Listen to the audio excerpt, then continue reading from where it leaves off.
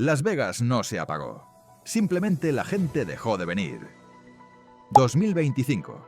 El año en el que Las Vegas habría batido un récord, pero no de visitantes ni de ganancias, sino de habitaciones vacías, pasillos silenciosos y casinos buscando turistas como si fueran un recurso en extinción. Los pasillos que antes estaban llenos de maletas rodando, gritos de celebración y despedidas de soltero, ahora se sienten extrañamente desnudos. Máquinas tragaperras encendidas, mesas preparadas, camareros de pie y sillas vacías. Según algunas estimaciones internas del propio sector, el descenso de visitantes en ciertos meses de 2025 habría sido el peor en décadas, incluso comparado con otras crisis que parecían insuperables. Pero lo verdaderamente inquietante es que esta vez muchos dentro de la industria habrían dejado de verlo como un simple bache temporal y habrían empezado a reconocerlo en privado como un posible síntoma de algo mucho más profundo, un modelo turístico que se agota. La pregunta ya no sería ¿por qué hay menos turistas este año?, sino algo mucho más incómodo para quienes dirigen la ciudad. ¿Y si Las Vegas ha dejado de ser necesaria para una parte del mundo? En este vídeo vamos a desmenuzar el supuesto éxodo turístico récord de 2025. ¿Qué habría detrás de esos números? ¿Cómo se estarían maquillando ciertas estadísticas? ¿Qué estarían haciendo los grandes casinos para sobrevivir? Y sobre todo, ¿qué significa esto para una ciudad construida sobre una sola idea? La de que la gente nunca dejaría de venir. Si te interesan los documentales que desmontan el mito de Las Vegas y exponen sus contradicciones, suscríbete ahora mismo, activa la campanita y deja tu like. Así este tipo de contenido crítico y sin filtros puede seguir existiendo. Incluso si Las Vegas no vuelve a llenarse nunca como antes. Porque lo que vas a ver hoy no es solo una bajada de turistas. Podría ser el principio del fin de un modelo que siempre se creyó intocable. Para entender por qué una ciudad como Las Vegas puede llegar a vivir un éxodo turístico en 2025, hay que volver atrás, mucho antes de las pantallas LED, de las fuentes bailando y de los influencers posando en las suites. Durante décadas Las Vegas fue vendida al mundo como una promesa matemática. Siempre habría más gente entrando que saliendo, más turistas que habitaciones, más jugadores que mesas. Esa fue la ecuación básica sobre la que se levantó todo. Cuanto más volumen de visitantes, más fichas en movimiento, más margen para que la casa ganara siempre. El problema es que la ciudad entera se organizó para perseguir un único objetivo: subir la cifra total de visitantes año tras año, como si se tratase de un marcador que nunca podía bajar. Cuando el número de turistas subía un 2%, se celebraba. Cuando subía un 5%, se hablaba de nuevo boom. Cuando se estancaba o caía, se encendían todas las alarmas. No porque la ciudad fuera colapsar inmediatamente, sino porque el relato de crecimiento infinito se resentía. Primero fue la vieja Vegas del centro, con casinos más pequeños, mesas de juego más baratas y una estética casi de película antigua. Luego llegó la era de la Strip moderna, con sus megacomplejos que son al mismo tiempo hotel, casino, centro comercial, teatro, discoteca, centro de convenciones y parque temático para adultos. Cada vez que alguien decía que Las Vegas tal vez estaba tocando techo, la respuesta de la industria era siempre la misma: construir más, ofrecer más, elevarlo todo a una escala mayor. Más habitaciones, más resorts, más espectáculos, más experiencias exclusivas, más lujo. Y por supuesto, más deuda detrás de esas inversiones. Las Vegas se convirtió en una máquina que necesitaba consumidores en cantidades crecientes solo para seguir pareciendo sana. Con el paso de los años, esa dependencia del turismo masivo se fue reforzando con una narrativa muy útil para quienes mandaban Vegas como un lugar a prueba de crisis. Se decía que la ciudad había sobrevivido a recesiones, escándalos y cambios culturales porque siempre habría alguien dispuesto a venir a olvidarlo todo por un fin de semana.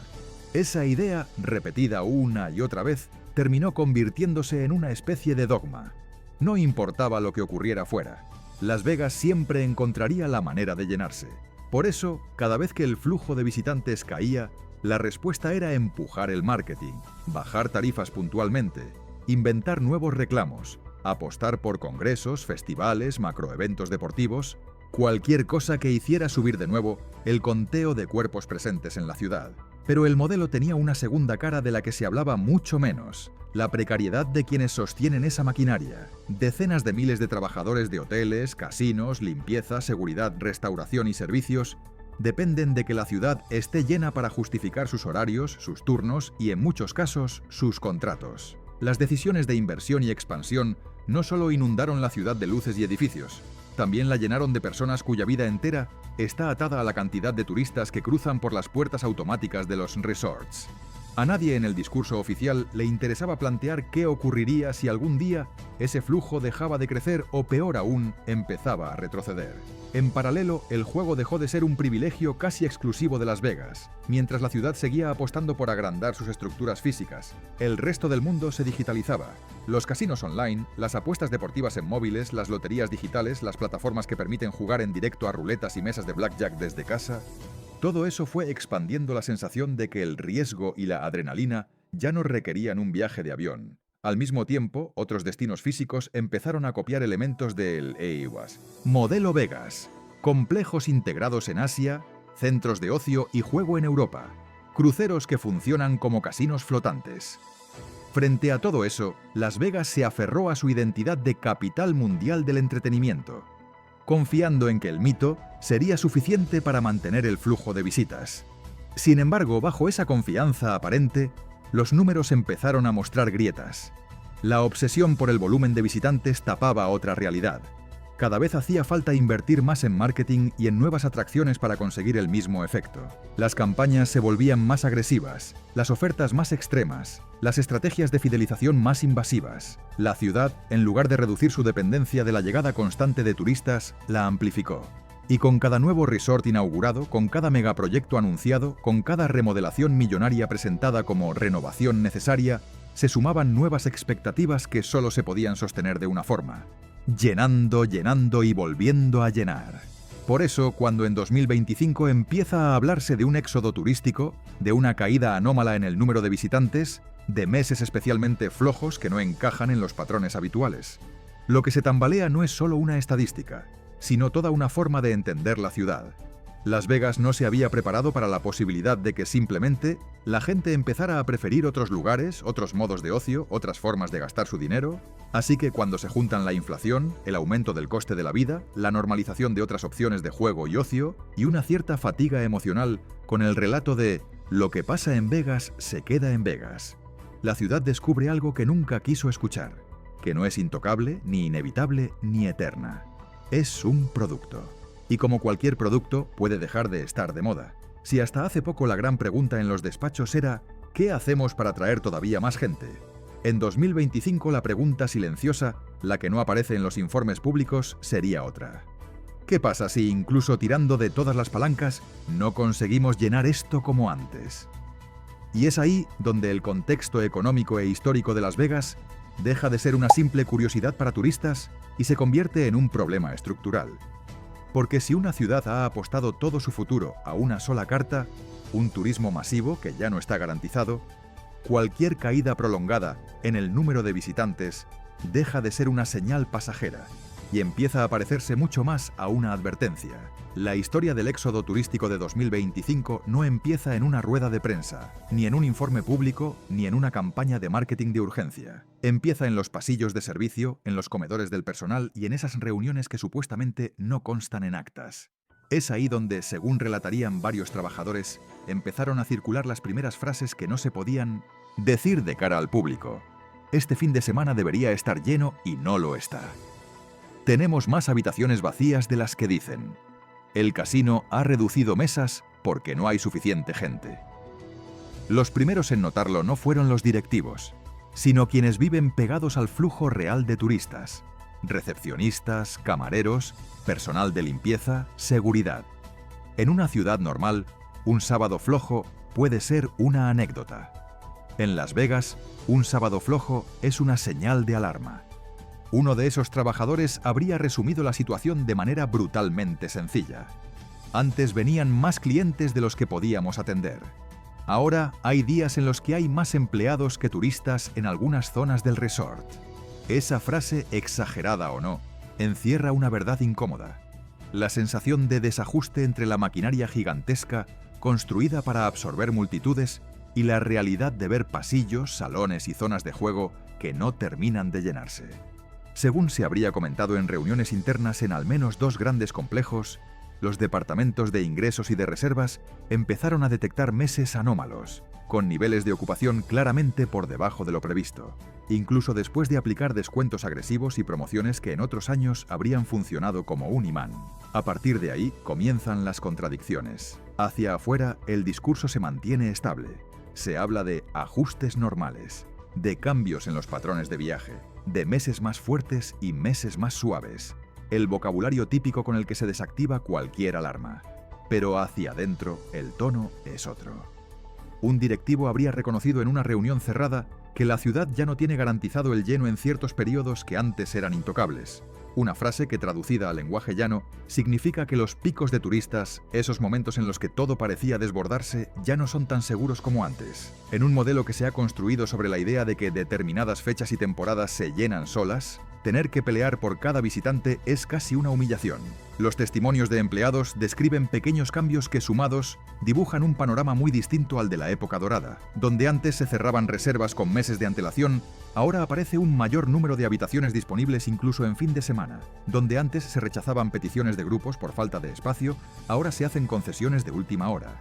Donde antes se rotaban empleados para poder cubrir picos de demanda, ahora se recortan horas o se reubican turnos. Una camarera habría llegado a decir: el pasillo desde el lobby hasta las salas antes era un río de gente. Ahora hay días que podría cruzarlo con los ojos cerrados sin chocar con nadie. En paralelo, otro tipo de señal empieza a aparecer: las ofertas desesperadas. Los mensajes a antiguos clientes se intensifican. Las ofertas especiales dejan de ser algo puntual y casi exclusivo para convertirse en un recurso constante.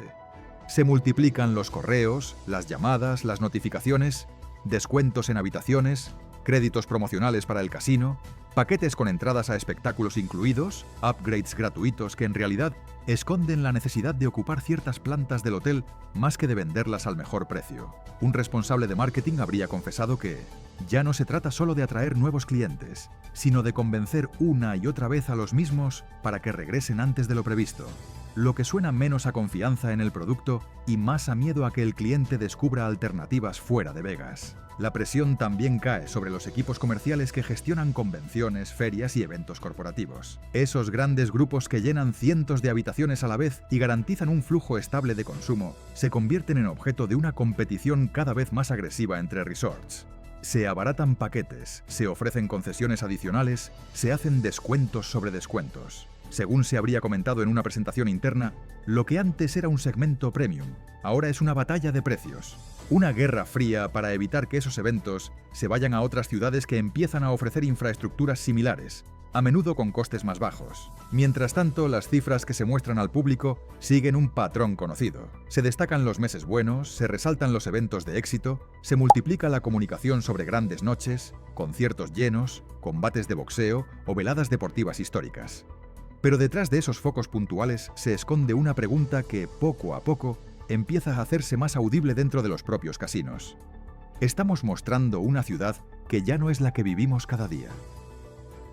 Un ex empleado de un gran resort habría reflexionado con una frase que resume bien la contradicción. Vegas siempre ha vivido algo de fachada, pero ahora la diferencia entre lo que se ve en las campañas y lo que ves a las 3 de la tarde en un miércoles cualquiera es demasiado grande. Si este análisis te está haciendo ver Las Vegas de otra manera, suscríbete, activa la campanita y deja tu like. Es la forma de apoyar contenidos que no se quedan en la postal brillante, sino que entran en las grietas del mito. Porque lo que viene ahora es aún más incómodo. Las reacciones sociales y cómo este éxodo turístico está cambiando la vida diaria de quienes viven y trabajan en la ciudad. Y es justo en ese contraste donde nace la idea de éxodo turístico. No se trata de que la ciudad esté vacía en un sentido literal, sino de que, en comparación con lo que fue, el descenso de flujo es tan marcado que afecta a toda la estructura. Desde los trabajadores que pierden horas y propinas, hasta los directivos que empiezan a notar que los números ya no cuadran como antes, pasando por los pequeños negocios satélite, tiendas, bares, servicios externos que viven de la marea humana que entra y sale de los grandes hoteles. Lo que hacia afuera se maquilla como una fase de ajuste o un cambio de tendencia hacia adentro, se experimenta como una especie de retirada silenciosa. Los turistas no han desaparecido, pero ya no llegan con la misma intensidad, ni con la misma frecuencia, ni con el mismo entusiasmo. Para entender por qué el éxodo turístico de 2025 podría no ser solo una racha mala, sino el síntoma de algo estructural. Hay que mirar más allá de las ofertas puntuales, de los descuentos de última hora y de los cambios de temporada. Hay tres niveles que se entrelazan y que, juntos, dibujan un escenario peligroso para Las Vegas.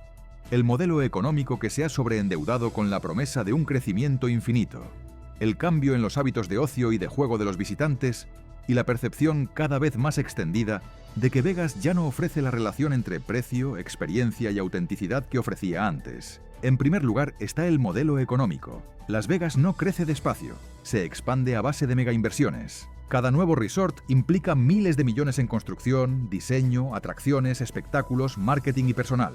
Eso solo se justifica si se da por hecho que las habitaciones se van a llenar, que los casinos van a mover suficiente dinero y que los restaurantes, tiendas y eventos adjuntos van a generar un flujo constante de ingresos. El problema es que el coste de mantener esa estructura no baja cuando los turistas disminuyen. Las luces siguen encendidas, el aire acondicionado sigue funcionando, las plantillas mínimas tienen que mantenerse, los espectáculos tienen contratos, las deudas tienen plazos. El modelo de Las Vegas está diseñado para soportar picos de demanda, no para convivir con una demanda crónicamente debilitada.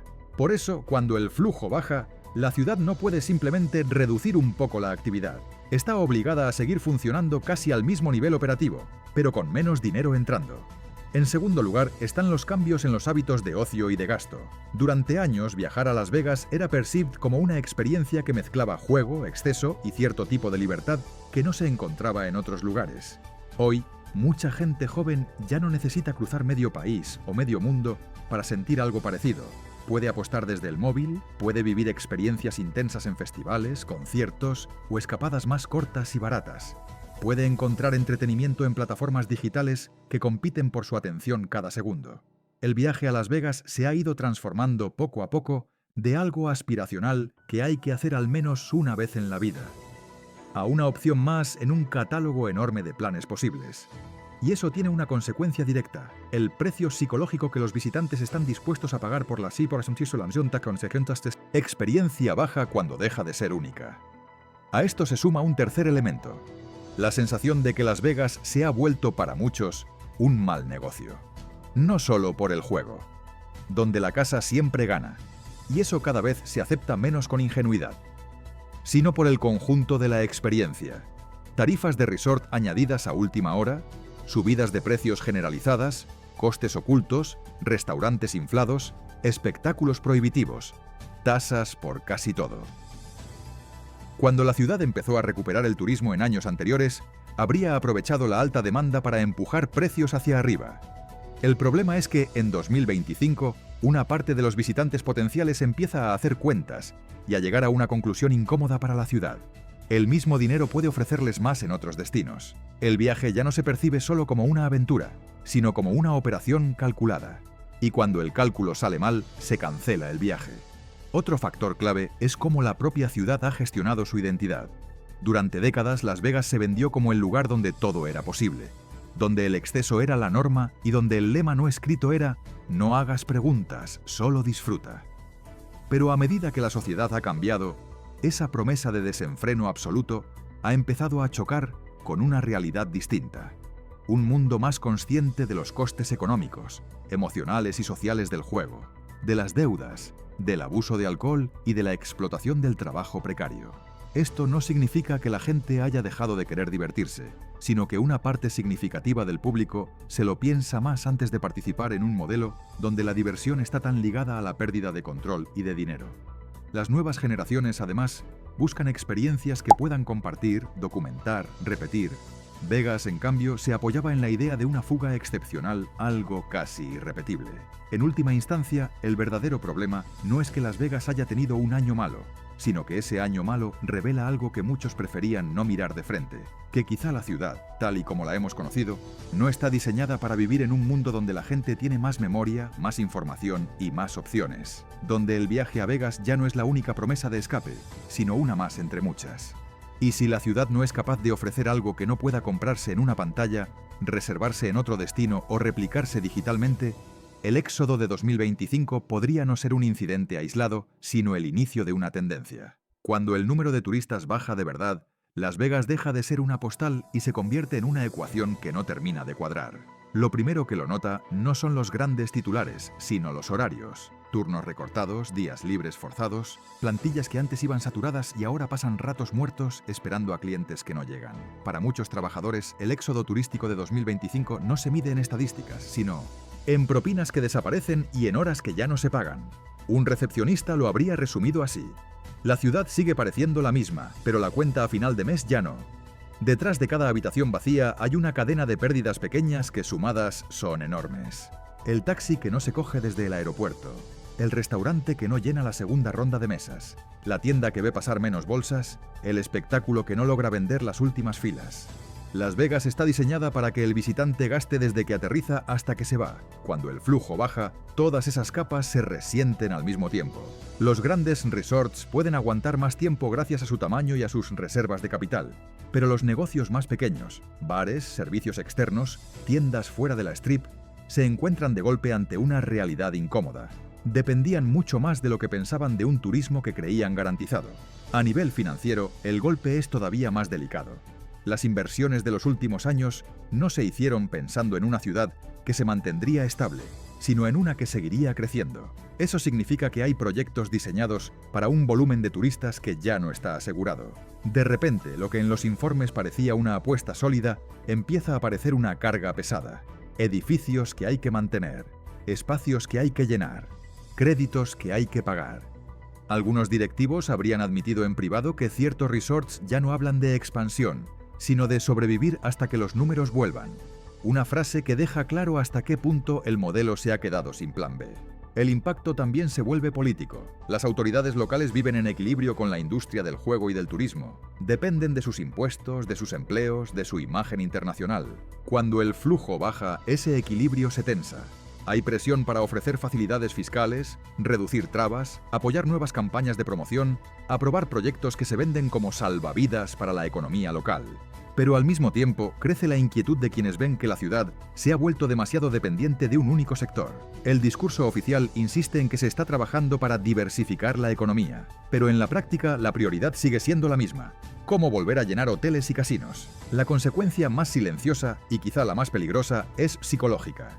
Durante años, una parte de la población de Las Vegas creyó que vivía en una especie de burbuja resistente a todo.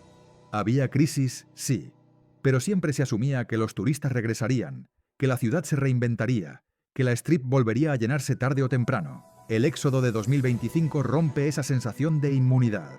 Por primera vez en mucho tiempo, muchos se preguntan si la ciudad que conocen puede entrar en una fase de declive real, no un cierre dramático ni un apagón de neón, sino algo peor.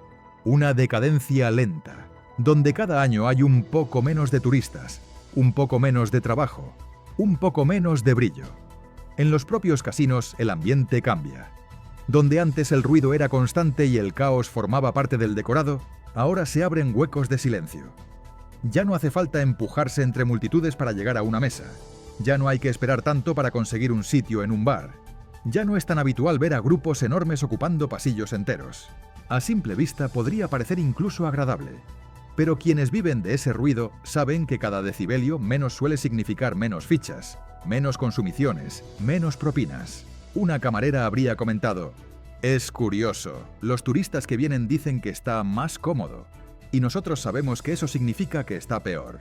En el plano emocional se produce una brecha entre el relato oficial y la experiencia real. Mientras los anuncios siguen mostrando una ciudad desbordante de vida, muchos residentes sienten que viven en una especie de escenario en el que el público ya no llena las butacas. Esa disonancia genera cansancio, incluso cierto resentimiento. Se empieza a escuchar con más fuerza la crítica hacia un modelo que, según algunos, ha priorizado durante años la imagen exterior por encima de las condiciones de vida de quienes sostienen esa imagen. Un trabajador de limpieza lo habría resumido con una frase amarga: nos pidieron sonreír pase lo que pase, pero ahora que faltan clientes, somos los primeros en notar que algo se hunde. A nivel social, el éxodo turístico también deja su huella en la forma en que se percibe el futuro. Las generaciones más jóvenes que habían crecido asumiendo que la Strip era un motor eterno, empiezan a ver cómo amigos y familiares pierden estabilidad. Algunos se preguntan si su horizonte vital es repetir el ciclo de trabajar de noche, depender de propinas y vivir pendiente de temporadas altas y bajas. Otros directamente intentan buscar formación o salidas lejos del turismo y del juego, lo que revela una grieta en la relación histórica entre la ciudad y su principal industria. Por primera vez en mucho tiempo, una parte de los jóvenes de Las Vegas ya no sueña con entrar en un buen resort, sino con salir del circuito por completo. Tal vez en unos años los documentales sobre Las Vegas no se centren solo en sus noches gloriosas, sino en algo más incómodo. Cómo una ciudad que lo tuvo todo apostó demasiado por una sola carta. Cómo confundió su época dorada con una ley natural. Cómo ignoró las señales de agotamiento hasta que los aviones empezaron a llegar menos llenos. Y cómo, aún entonces, siguió sonriendo para la foto. Una reflexión amarga que podría resumirse en la frase que, según contaría un antiguo gerente, habría dicho al ver la Strip medio vacía: Vegas no murió, solo cambió de manos. Al final, la verdadera pregunta no es solo ¿qué será de Las Vegas?, sino ¿qué hacemos nosotros con Las Vegas que consumimos cada día? Esos lugares, productos y modelos que nos venden como eternos, infalibles, imprescindibles. Ciudades del turismo masivo, plataformas que parecen invencibles, industrias que viven como si jamás fueran a entrar en declive. El éxodo turístico de 2025 nos recuerda que ningún mito económico es intocable, que ningún foco puede brillar eternamente sin pagar algún precio en la sombra. Si este vídeo te ha hecho mirar Las Vegas de otra manera, antes de irte suscríbete, activa la campanita y deja tu like. Así apoyas que sigamos contando lo que no aparece en los folletos de turismo. Y dime en los comentarios, ¿crees que Las Vegas podrá reinventarse de verdad o solo cambiará de disfraz? ¿Te sigue pareciendo un sueño viajar allí o empieza a parecerte un negocio demasiado caro? ¿Y cuál dirías que es hoy la otra Vegas del mundo? ¿Esa ciudad o industria que está viviendo de un mito que ya se está agotando? Porque tarde o temprano todas las luces se someten a la misma prueba. ¿Qué queda cuando el público deja de llenar la sala?